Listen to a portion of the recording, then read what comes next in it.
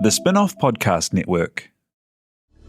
This is Kiwi is back for a brand new season with more inspiring kōrero from special guests, including lead actor of global Netflix series Three Body Problem, Jess Hong. I've got into places where I never even imagined.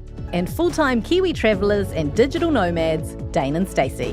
What's a common misconception that people have about you and what you do? That content creation isn't a job. Listen to the new season of This is Kiwi, brought to you by the Spin-off Podcast Network in collaboration with KiwiBank. Available now wherever you get your podcasts. When it comes to fitness, what's real? How about when it really truly fits your life? That's how Anytime Fitness sees it. Because our coaches see you. It's how they build personal plans that work wherever you are and focus on everything that matters, from fitness to nutrition to recovery, all so you can push yourself further than ever, or just through the next rep. It's total 360 support for a real difference. That's Anytime Fitness. That's real AF. Visit anytimefitness.com. Newsroom reported that officials from departments outside justice who need to see papers related to the Treaty Principles Bill have to come in and just physically read them in the office. They can't get their own copies because of the leaks that they've had in the past. Like listening to Taylor Swift's new album. Like going to Archives New Zealand. It's incredible.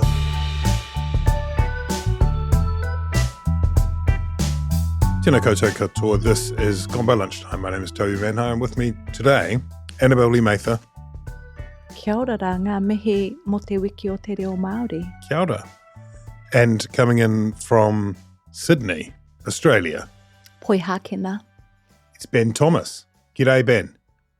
G'day, mates. Let's be racist. Wow. I'm trying to adapt to the local customs. That's really good. Shocking. Proud people of Australia. We apologise. Ti here is here as well. He's collapsing in a fog of mirth behind the audio desk. What do we got on? Well, we'll talk about the David Seymour Treaty Principles Bill because that seems to be pretty much the mainstay of New Zealand politics. We'll touch perhaps also on a bit of crime stats and a bit of power prices and mill closures. The Seymour Bill is going to get a full-blown 6-month select committee process, which is a win for the ACT Party leader. Means that he'll pretty much still be alive, I guess, if it goes in November for a first reading. He'll probably be alive about the time he becomes Deputy Prime Minister and does the ceremonial tag in, tag out, the form which I'm not sure it's going to take yet.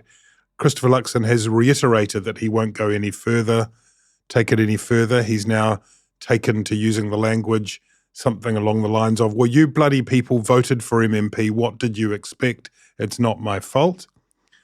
David Seymour's Ministry of Regulation and other developments has criticised the bill, which is funny, apart from anything else. David Seymour has said that even though it doesn't pass, this is just a nudge in the right direction, channeling Martin Luther King and the arc of history. Over 400 Christian leaders have called on the MPs to vote down the Treaty Principles Bill. There's just a lot of stuff. We still don't have a draft bill after all that. We do have a cabinet paper having gone through and been stamped with approval. Some officials criticising different aspects of the legislation, but also a refettled set of principles. A what? Refettled. Refettled. Refettled. Rewritten. How do you Is that a spell real that? word? I don't know. Refettled. So is it a real word or not? I don't know. Then how do you know how to spell it? Well, maybe it is. It is now. Can you refettle like something? Fine fettle means like, good form, good shape. So does it mean like Refettle. Using the If it needs to be refettled, how was it when it was just fettled? According to Wiktionary, which is a really Sounds like a credible source. Yeah, very authoritative source. It means to fettle again. So seems fine. Fettled not once, not twice, but thrice. Well, Collins says it means to put in order or readiness, just to fettle. So to refettle is to put it reorganize. I don't know what your problem is, guys. I don't think have it's a fine. problem. I think it's wonderful. I just want to know what it means. My theory on the bill, by the way, which I'm going to reveal exclusively today, is that the original version of it, as laid out in the ACT Party policy, David Seymour tasked some minion, some intern, to go and grab the treaty and to write down in summary 3 simple things that were in it. They went to the shelf and accidentally grabbed the Treatise on Governance by John Locke, which was published, I think, in 1789, when one of the great classical liberal texts, because the three examples there were pretty much just a kind of broad statement of universal classical liberal thinking, really. Now, however, since they've been refettled, the fettling involves an explicit reference to the rights of Hapu and Iwi Māori. The Crown recognises the rights that Hapu and Iwi had when they signed the treaty. The Crown will respect and protect those rights. Those rights differ from rights everyone has a reasonable expectation to enjoy only when they're specified in legislation, treaty settlements, or other agreement with the Crown. David Seymour has been clear that they love the treaty settlements and respect them and have voted for them in the past. Ben, you wrote a column about this shift. What does it mean? What does that refettled principle, the second of 3, mean for the putative legislation? Well, my take is that it takes the bold step, hitherto balked at by even the most activist judges in our legal system, of directly incorporating the Treaty of Waitangi into law. Bold. You know, the principles of the treaty, which we talk about, and which were, established, well, the fact of their existence was established in the Treaty of Waitangi Act in 1970-something, and they were sort of expounded in the lands case in the 80s. And this is basically the sort of notion of partnership, that there are things like rights of active protection of Māori culture, that there are there's a duty to consult Māori, on a sort of sliding scale, depending on the relevance of the decision-making. But it's a pretty weak sort of compromise compared to what was actually guaranteed in the treaty, or Te Tiriti, which, depending on how you read it, was either basically letting them keep all of their property and authority as long as they wanted to actually recognising that they had, something akin to British sovereignty in New Zealand. So the courts have never wanted to get into, sort of explaining the treaty rights themselves in law. It's basically this compromise that sort of says, well, the Crown breached it pretty early and pretty fundamentally. What can we do to kind of provide for, the limited exercise of things like rangatiratanga or self-determination within the political reality we now exist in. This proposed bill, or the principle proposed in the proposed bill, would instead, it directly refers to the rights that iwi and Hapu had in 1840. Now, whether that presumably means the customary rights they had, which were then recognised in the treaty. And that's a much, much stronger statement of rights than any that we've seen before. And it also says that the Crown would have a duty to protect and to respect those rights. Then it goes on to say, when the sort of confusing wording, what it's trying to do is say, but actually those rights are just the same as the rights everyone has. But of course, that's factually wrong, manifestly right? not true. In the first limb of that provision, or the clause, as it would be in a bill, the courts would be required to establish what were those rights in 1840. They don't just take the Act's word for it. And this basically leaves, a kind of waka-sized loophole for any broad statement of Māori rights to be incorporated by the courts. So the Ministry of Regulation, you mentioned, criticised the regulatory impact statement of the bill, but it said that there should have actually been much greater consultation a much fuller consultation with Māori before drafting the principles for the bill. And I think once the actual bill comes before the House, if it has this kind of wording, the Ministry of Regulation will criticise it for being far too vague, far too broad, and for having enormous unintended consequences. And I think the Ministry of Regulation, I've said it before and I'll keep on saying it, is an extremely worthwhile invention of ACT under its coalition agreement. Certainly, I think the most valuable thing that they will do in government this term. And I think that they should start listening to the officials. It's a bracing concept to the prospect of the Minister of Regulation standing up and shirt fronting the leader of the ACT Party over some questions around this legislation. Annabelle, is that how you see it? It seems to me it's probably going to be a field day for lawyers if this thing were ever to see the light of day. Is this David Seymour, as Ben lays out, now flying the flag for manu motuhake, restoring tino rangatiratanga? What do you make of this refettling?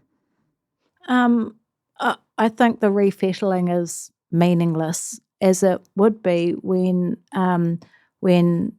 two separate parties sign a contract and then one side tries to completely rewrite the principles of the contract without the consent or input of the other side. So no, I don't think adding references to hapu and iwi make any difference at all. Again, the treaty is very clear on the issue of property rights and, protection of taonga and all of that. So if there is any confusion, you could just refer back to the actual text of the treaty. I think that I've seen Seymour talking about, this is really about allowing all New Zealanders to thrive, and it's about property rights. But if it's really about ensuring, equality or equity of property rights, David Seymour could start with addressing the issue of perpetual leases, 26,000 hectares of Māori land trapped in perpetual leases. His party doesn't even have a policy on it. So, as the party of property rights, a party that is supposed to believe in contract law, I think this doesn't go anywhere towards not only building their credibility in that space, but allaying the concerns of Māori, which he said is one of the reasons why he's now included hapu and iwi in the upcoming draft. Leaving to one side the Minister for Regulation, Ben, how do you think David Seymour will be feeling about developments? He has clearly frustrated the main coalition partner. He's have to go back and redraft the proposed principles. Is he on the back foot and struggling, or is everything going swimmingly for him? Well, I mean, he's hit an early speed bump in that by incorporating the rights of iwi and hapu, even if he intends to do it in a sort of, in a way that he would immediately sort of vitiate. He's earned the wrath of Hobson's Pledge, who were alarmed to see any Māori words in the bill or in the proposed bill, and so have immediately mobilised to demand that gets taken out again. So there is the sense that it could backfire in that fashion. More broadly, though, I think this is going exactly how he would want it, which is that, despite, so my sort of dissertation just before, the wording isn't really important in the sense that this bill isn't going to pass. And what it does really electorally in New Zealand is act as a cipher or a blank canvas for people, in particular people like Hobson's Pledge, to project their opposition to biculturalism, to treaty rights in general, and to the sort of prominence of Māori culture, to use of te reo in public, and it's as a vessel for that sort of frustration and negative energy, I guess. the bill persists and will persist, floating out like a sort of Viking funeral on fire for itself, for a burning hot mess for the next sort of 6 months after it's introduced. And that's what ACT want to be able to say. We wanted to get rid of this treaty rot, but National and New Zealand First have gone soft. You need to vote for us at the 2026 election. And that's not a message that will resonate with the majority of New Zealanders. It won't even, it probably won't even resonate with a large minority. But if ACT could get 10% of the vote, they would be in a much stronger position electorally than they are now. That's the awful logic of MMP, which is that a small party doesn't have to even make an effort for all of its policies to be palatable to the mainstream. They can just run on as extreme a policy as they like, so long as that there is a bigger constituency for that extreme position than their current vote share. I watched an interesting interview that recently that Seymour did a few years ago with Guy on Espiner, where he was really critical of Hobson's pledge and was saying that he can't understand why there's they're focusing so much on race relations, and while they may have some valid points in some areas, they're going about it the wrong way. And I think the problem that Seymour may have with this legislation and its timing is that, we're clearly going through some very serious challenges in the health system. We have businesses closing up shop. People are still very much feeling the cost of living crisis. And in 18 months' time, when it's election time again, if those issues are still lingering, which looks likely, people might, even people who this rhetoric might appeal to, might have actually had a guts full of it.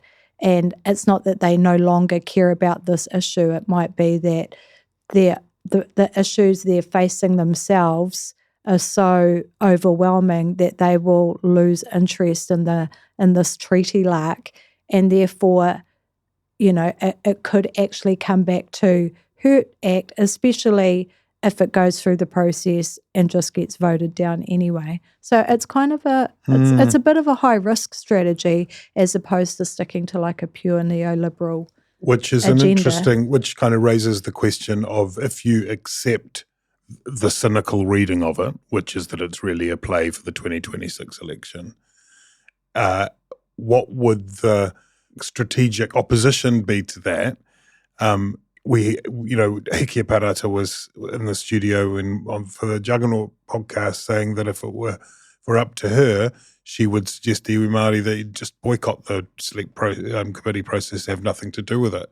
At the same time, we've talked about the new generation of Māori and seen it at Kangitanga coming together and wanting to find a united voice. And this is an obvious issue around which it coalesces.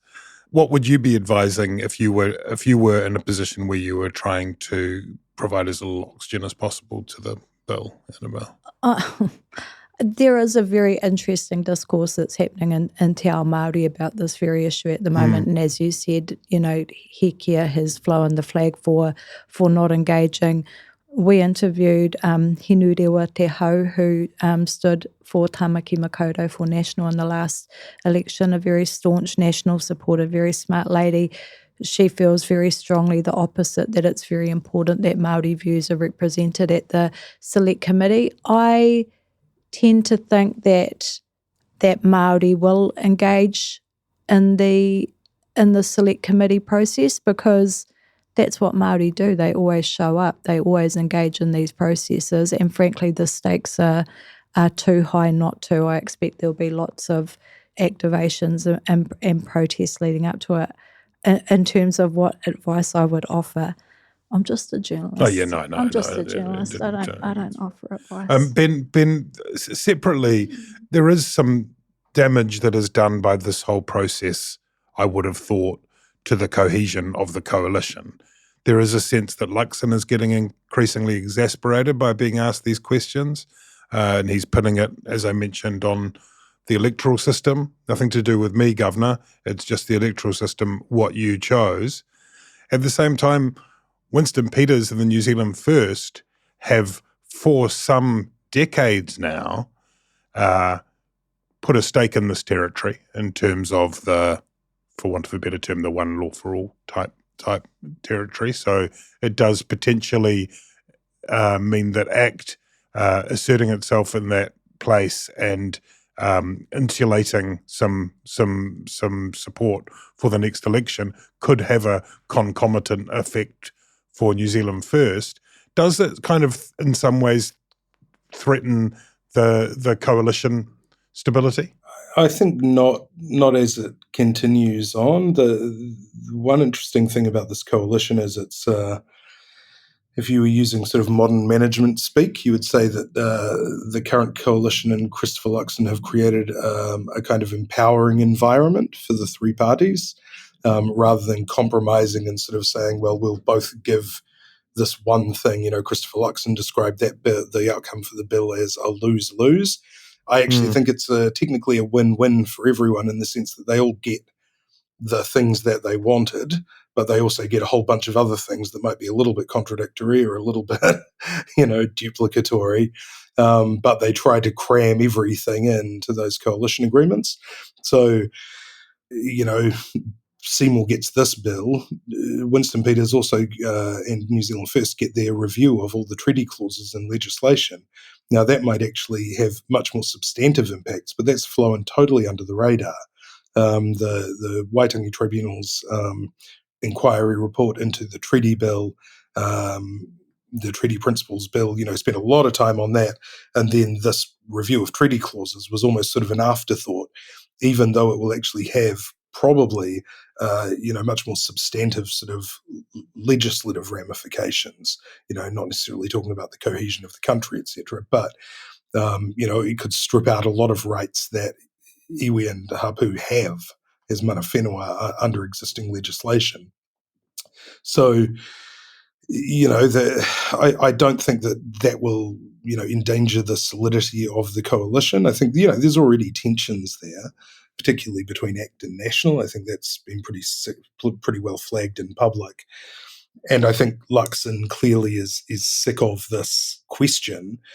But I think that he's probably underestimated how much focus would come from Māori and from journalists on, the whole slew of other things that he agreed to if this wasn't actually sucking up all the oxygen, because there is a lot there in terms of Te Ao Māori and the treaty. I think, Matthew Hooton is right when he says that Luxon has created a really difficult power dynamic for himself by signing up to some of the things that he's agreed to do with ACT. And while I think that, more than likely the coalition will hold together throughout this term, I think potentially the danger for Seymour is that if after the next election, National looks set to govern, but they only need one partner, even though Winston says some alarming things that make headlines, Winston seems to be a lot more deferential in the way he deals with these difficult issues and the way he speaks about the Prime Minister, whereas Seymour seems unafraid to fire shots over the bow regularly and often, and can actually be quite dismissive and demeaning of Luxon as the PM. So, if Luxon after the election is in the position of getting to pick one, he may opt for the one that has seemingly a less problematic policy agenda, who's been a bit more respectful, to deal with, which at the moment you'd think would probably be Winston. It's interesting. I mean, some of that, I guess, is the nature of their characters. Some of it is that Winston Peters is the Deputy Prime Minister and the Foreign Minister. So it may be a little less easy for him to flick off his one hat and flick on the other party leader hat. That changes at the end of May, I think, next year.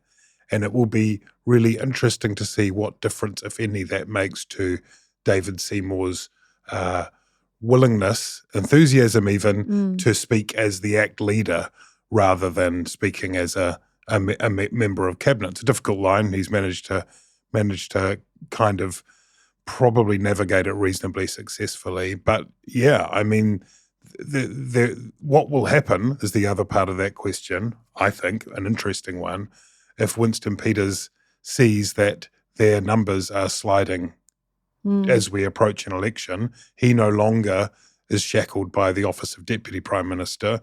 They're at 3%. And, you know, I was going back the other day looking through that collection of quotes of Peters and Seymour, and it's only a relatively short time since we've had this détente, you know?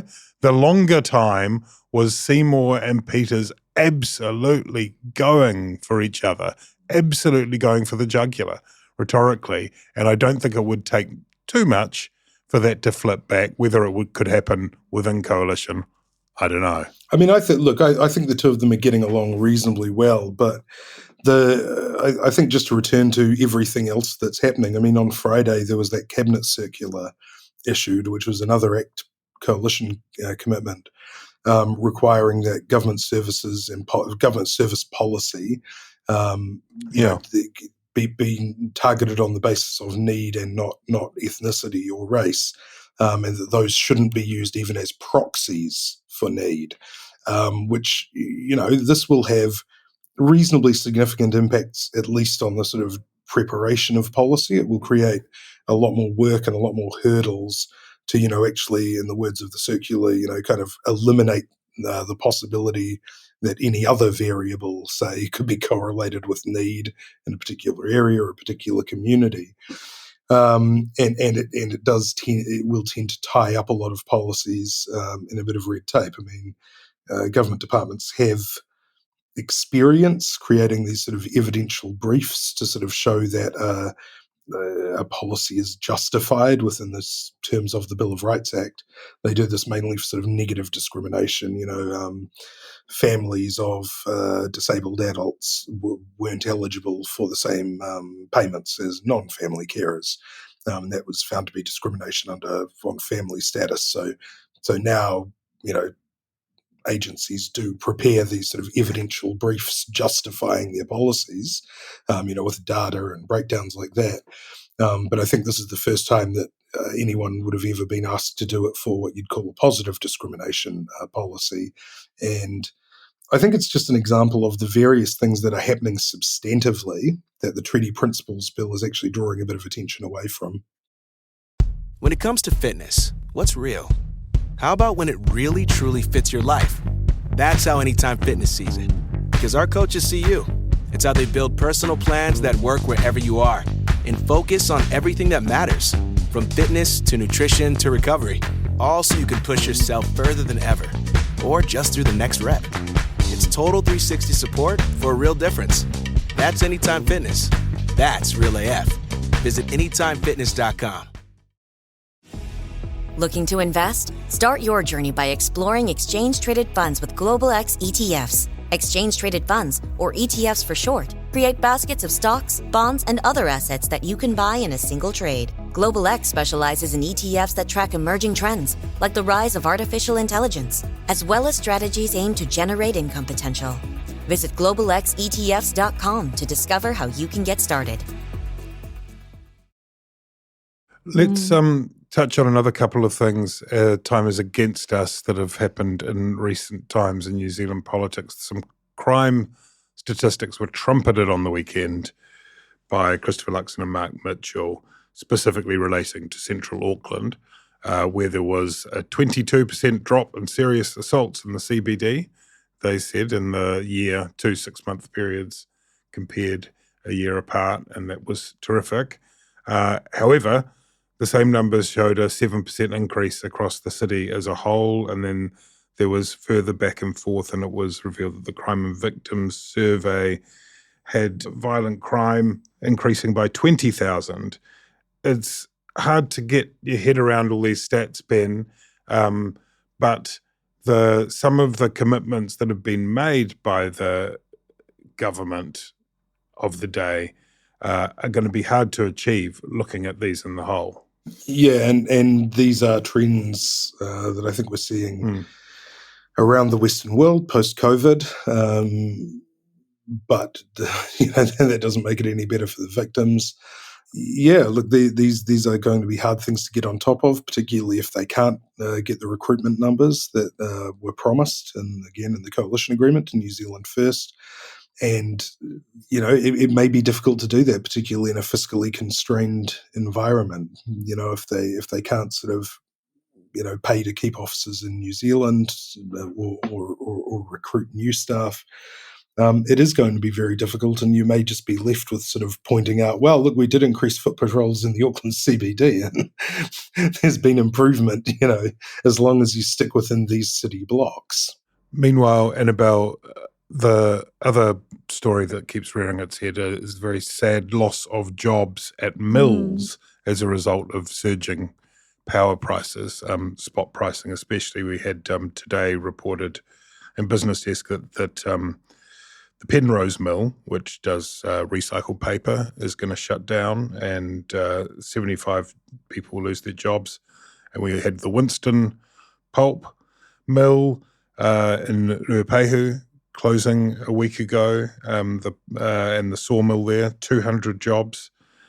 And then a lot of flapping around, sort of saying that the setup of the electricity sector is not fit for purpose. Shane Jones was very vocal for a period of time about the system and whether it needed to change. And should the government be doing more? Well, this is a National Party policy that got us to this point. This is the Max Bradford redesign of the electricity sector in the 90s, and since then, power prices have actually gone up by 80%. It's terrible, terrible news for these workers, obviously, and the companies. What we haven't talked about lately, though, is the fact that over 100,000 New Zealanders experience energy hardship. That's where you spend over 10% of your income on power. It's particularly rife in places like Ruapehu in the King Country, where people pay not one but two power bills every month. We've done stories when we were at the Hui with, pensioners who pay a $65 power bill but an $800 monthly lines bill. And before the 2017 election, Winston Peters made big promises, went into those communities and said, the cavalry's coming, we're going to help, and nothing has changed.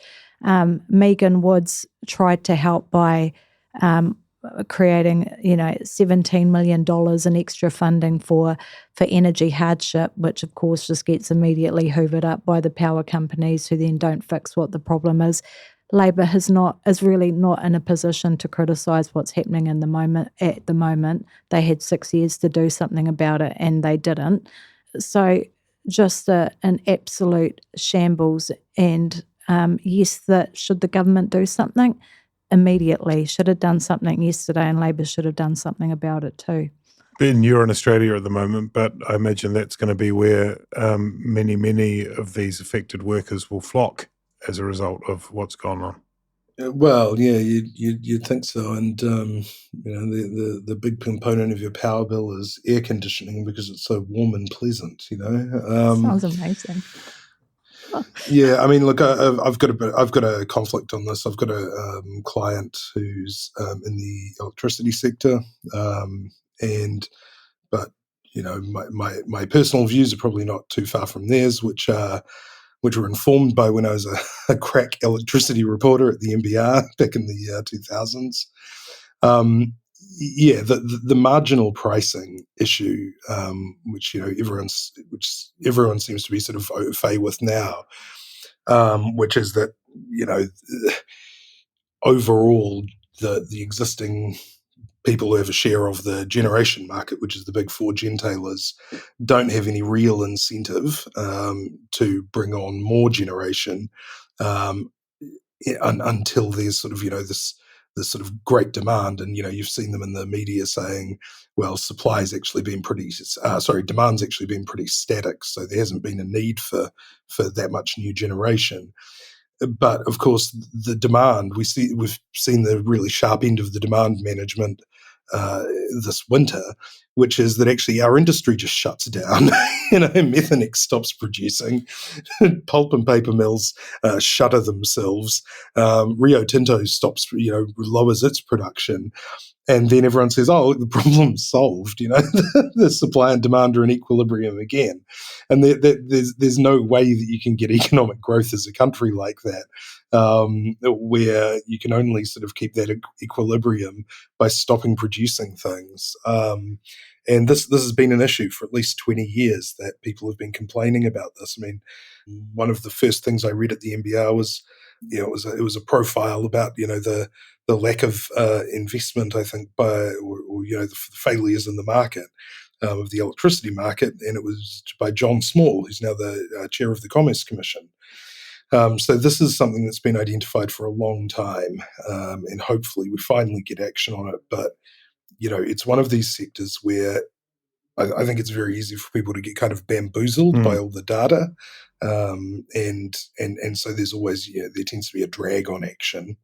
And briefly, Ben, you've been in Australia for, I think, more than 24 hours now, which is easily enough time to diagnose the state of Australian politics on the whole. Oh, yes. Yeah. Look, it's... oh man! Look, I've been watching the news, but I think the Albanese is very half-heartedly threatening a double dissolution election because a few potentially popular housing policies are being blocked by the coalition and the Greens in the Senate. There was the kind of chilling feeling in my spine as I heard on the news that the Albanese government had promised 1 million new homes and that they were about 200,000 behind their target so far. And I was like, oh, wow, they really are just like us. So we should go and record a podcast in Australia. It would be reaching out to our cousins across the Tasman. Yeah. So if you would like to sponsor our podcast and get us we could also go to Rarotonga. I think there's some interesting important things happening there. Yeah. Where else? Bali, which is talk about Indonesian politics from Bali. Good. Anyway, if you're interested in helping us do that, please do get in touch and sponsor the podcast. In the meantime, we will refettle ourselves again shortly. Thanks, Ti. Thanks, Ben. Thanks, Annabelle. Kia ora, bye.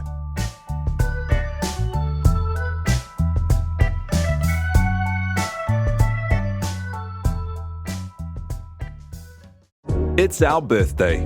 This month, the spin-off turns 10, and we wanted to thank you for being part of our story. You're not meant to ask for presents, but if you're not a member, now would be a great time to gift us your support. We cannot overstate how vital support from our readers is, especially as we navigate uncertainty and look at the next 10 years of telling Aotearoa's stories. Donate now at thespinoff.co.nz/donate. Rā whānau kia the Spinoff, and here's to many more. We started doing a pepeha. I don't know where I'm from. Yeah, I'm gonna go check with the chef. Takeout Kids, a coming-of-age documentary series returns for Season 2. From a Thai restaurant to a dairy to a nail salon, 5 young people balance school and relationships while growing up in their families' shops. Are you working tomorrow? Oh, school. Watch Takeout Kids on the Spin-Off today, made with the support of New Zealand On Air. The Spin-Off Podcast Network.